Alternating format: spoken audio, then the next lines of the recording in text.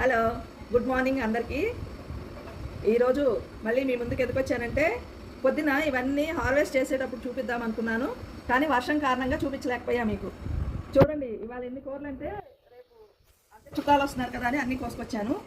ఆకుకూర, ఇదేం బెండకాయలు ఈరోజే స్టార్ట్ అయినాయి. అలసందలు 4 కాయలు కాసినాయి. అసలు ఎట్లా పాకిందో చెట్టు అయితే నాకు తెలియదు, ఇది మొలిసింది తెలియదు, కాసింది తెలియదు. అంత బాగా కాసినాయి అలసందలు. ఈరోజు సరిపడా పచ్చిమిరపకాయలు, బెండకాయలు, బీరకాయలు, పాలకూర, చామకూర. అసలు ఇది అయితే ఎంత మంచిదోనండి.